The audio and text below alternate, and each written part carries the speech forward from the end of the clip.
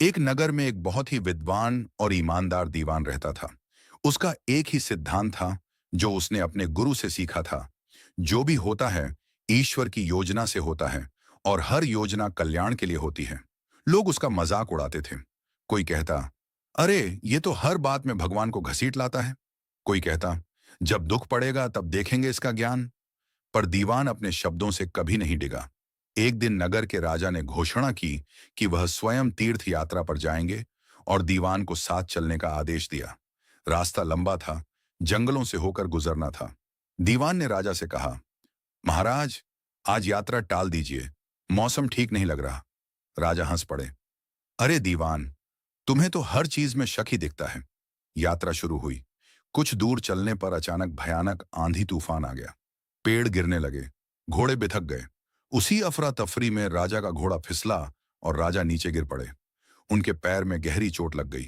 राजा दर्द से कराह उठे। दीवान ने तुरंत कहा, महाराज, यह भी ईश्वर की कृपा है। राजा तमतमा गए। पैर टूट गया है और तू इसे कृपा कहता है? मूर्ख, अगर चलने लायक होता तो हम आगे बढ़ जाते। अब यहीं रुकना पड़ेगा। दीवान शांत स्वर में बोला, जो हुआ है अच्छा ही हुआ है। राजा क्रोध में बोले, इसे कैद कर दो। जब हर दुख में यही बोलेगा तो समझ आएगा। दीवान को उसी पास के किले में बंद कर दिया गया, और राजा दर्द सहते हुए वहीं शिविर में रुक गए। कुछ ही घंटों बाद खबर आई, उसी रास्ते पर डाकुओं का भयानक हमला हुआ है। पूरा राज काफिला लुट गया। कई सैनिक मारे गए, कुछ को गुलाम बना लिया गया। राजा सन्न रह गए। अगर पैर न टूटा होता, अगर यात्रा जारी रहती, तो आज राजा भी उसी काफिले में होते। राजा की आंखों में आंसू आ गए। उन्होंने तुरंत दीवान को बुलवाया। दीवान आया तो राजा ने उसके चरण पकड़ लिए। तू सच कहता था, ये चोट मेरी जान बचाने के लिए थी। दीवान मुस्कुराया।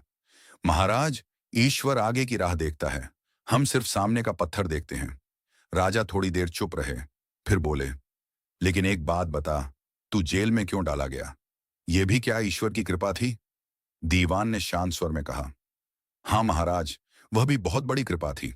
राजा चौंके। कैसे? दीवान बोला, महाराज, जिन डाकुओं ने काफिला लूटा, वे विद्वानों और अधिकारियों को जिंदा पकड़कर दूर देश में बेच देते हैं। मैं अगर आपके साथ होता तो आज गुलामी की जंजीरों में होता या मारा गया होता। जेल की दीवारों ने मुझे उस नरक से बचा लिया। राजा की आंखें भर आईं। उसी क्षण राजा को पहली बार समझ आया, ईश्वर की योजना को समझने के लिए समय चाहिए, विश्वास चाहिए। राजा ने दीवान को पुनः पद पर नियुक्त किया और घोषणा करवाई, आज से मेरे राज्य में कोई भी घटना को तुरंत अच्छा या बुरा नहीं कहा जाएगा।